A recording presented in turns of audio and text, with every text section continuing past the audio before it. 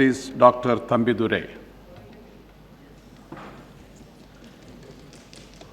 Respected Chairman, it is a proud privilege and great honor for me to participate in the discussion on the vote of thanks, on the motion of thanks on the President's address that she delivered to the both houses of Parliament on 4th June 2009. At the outset, I would like to place on record my sincere thanks to my leader, General Secretary of my party, Purachi Thalaivi Amma, for reposing faith in me and making me the ADM's candidate for the Karur parliamentary constituency. I would also like to thank the people of Karur constituency in particular and the state of Tamil Nadu in general for giving the opportunity to represent their interest in the highest people's forum of this country. I have the following reservations on the address that the Honorable President had delivered. Some of these issues are found an oblique reference in our address, and many of them did not even find a mention. I would like to pick up the issues one after other. India is the largest democracy in the world. Understandably, conducting an election here is an extremely difficult task. It is expectation of the people that the electoral process is transparent and it is perceived to be free and fair. In this context, I regret to say that at least as far as Tamil Nadu was concerned, the just concluded Lok Sabha elections were neither free nor fair. The ADMK General Secretary Purachi Thalaivi Jayalalitha, Honorable Amma had expressed reservation about these EVM machines several times in the past. During the recent parliamentary elections, we strongly believe that there had been large-scale tampering of voting machines. Several advanced countries have tried out EVMs and then reverted back to the paper ballots after finding them unreliable. Does the voter have any means to find out to whom his vote has actually gone? No. After a person casts his vote, there is a beep sound, and a red light glows next to the symbol of the candidate for whom he had voted. But as the vote actually gone to the person he voted for, there is no means of knowing it. Contrary to this, in a paper ballot, one knows exactly whom one had voted for by stamping his choice. Unless the transparency is ensured, EVMs cannot be considered infallible. On behalf of ADMK, I urge all parties that are genuinely concerned about democracy to analyze the Indian voting machine to ensure that there are no misgivings in anybody's mind.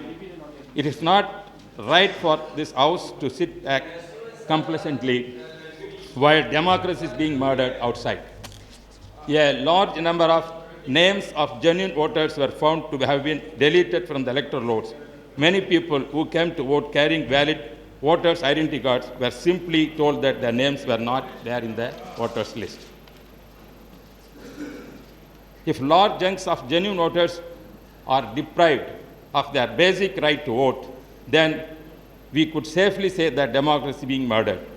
If something is not done on this issue, then the world's largest democracy would be looked upon as a joke. The House will be shocked to know that a few days before the Lok Sabha elections, that is on 8/5/2009, my residence at Karur was raided by the police department of the state government and the revenue people. My house was raided during my absence from the night 9 o'clock till 3 o'clock the next day morning. Perhaps I am the only one candidate in the whole of India to have undergone such a trauma before the elections. They could not find anything at my residence, but the state government created terror and threatened me with such hurdles during electioning. But it could not succeed, at least in my constituency. The administration gave me a receipt which is a proof of raided my residence and found nothing. This shows the state government ulterior motives. Sir, our party wants to see that there was a clear, good democracy in the country. One family cannot control the whole arena. Our party strongly feels that there should be an end to a family rule. See what is happening in Tamil Nadu, where Anna transformed the DMK party into a family, and in direct contrast, the present Chief Minister of Tamil Nadu is converting his family into a party. His younger son is the Deputy Chief Minister of Tamil Nadu, the elder son is Cabinet Minister of the Centre, his grandson is again a Cabinet Minister of the Centre, his daughter is an MP in the Mr. Thambidurai, please for a minute. Please take your seat. Please take your seat. Take your seat. Yes, I will give the ruling. Please take your seat. Take your seat, please. Why don't you take your seat? Mr. Thambidurai, please. Yes. You are a senior member of the House. Yes, that. So far, we, the chair, do not want to interfere with the honorable members. So far, what you have said has nothing to do with the present speech. No. Please come back to the subject. Otherwise, I will have to see that give ruling. Please. In your case, I am not giving a ruling. I am not expunging what you have said. No, this is my But ruling. please, Thank you very much. don't continue what you are saying. You have to come back to the subject. Please. No, regarding in the President address, even morning also our opposition leader Advani said regarding corruption not mention anything in the President address. For that I want to, the utmost and immediate steps are required to eradicate corruption that is expanding leaps and bounds in the Indian economy. This was also admitted by CAG in its reports, which squarely blamed the government for tardy implementation of several programs. The drastic and immediate steps are required to bring back Indian money lying unproductively in international tax havens. We should review unwanted legislations, review the practice of issuing participatory notes. We need to come down heavily on tax evaders, black marketers, hoarders, and speculators, and the issue of fake currencies to be tackled on war footing. On the 3G spectrum issue, the country wants the new government to address the different aspects involved in the auctioning process. Though mobile penetration saw tremendous increase with galloping tele density, there is a mystery shroud in its allocation, and the government has to come clean on this. Initially, the government was anticipating a revenue of 30,000 crores to 40,000 crores, but later on, it was down to 20,000 crores. It has created a lot of controversy, and the government was charged. Now that the same minister is in charge of that ministry again, the country is at a loss to understand how the Prime Minister is going to handle the situation. Allocation of 2G spectrum by Telecom Minister is considered as the mother of all scandals.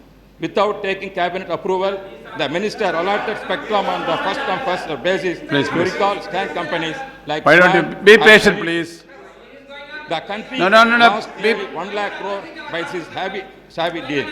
The Chief Vigilance Commissioner has... You can speak on when your turn comes. Please don't interfere like this.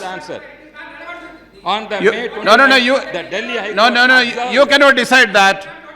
You take your seat. You cannot decide that. The chair will give the ruling. You cannot. I have already told him. Please. On May 29, the Delhi High Court observed that spectrum allocation was the sale of cinema tickets. The minister also misled the parliament on earlier occasion. In view of this, all these shabby irregularities, Prime Minister should intervene and cancel these 2G licenses.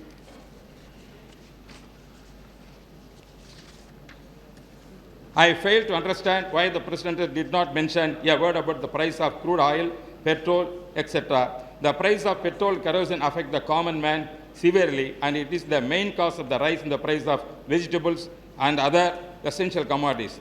Though the price of crude oil has come down in the international market, there is a corresponding reduction in its prices nationally. The government has conveniently omitted mentioning about that. India has been witnessing in the past decade, and more so due to recession, growth in unemployment.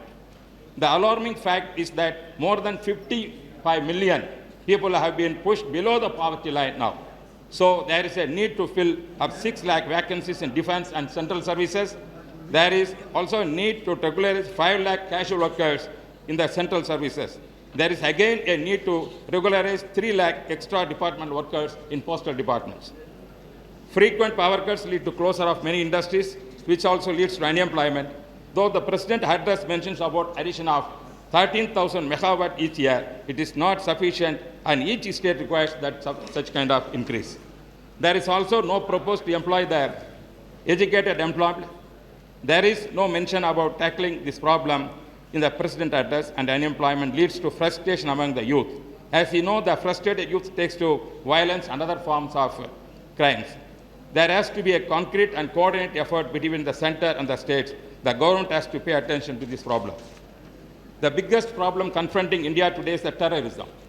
We had repeated incident targeting hapless public, which had claimed several thousands of innocent lives at a time when developed countries like USA and UK enacted stringent anti-terrorism laws to tackle the problem of terrorism in their own countries. The Indian government chose to repeal even the existing law, thereby opening the country to repeated terrorist attacks from inside the country and outside. 26th November, Mumbai attacks had claimed 164 lives and brought international focus to the problem of terrorism in India.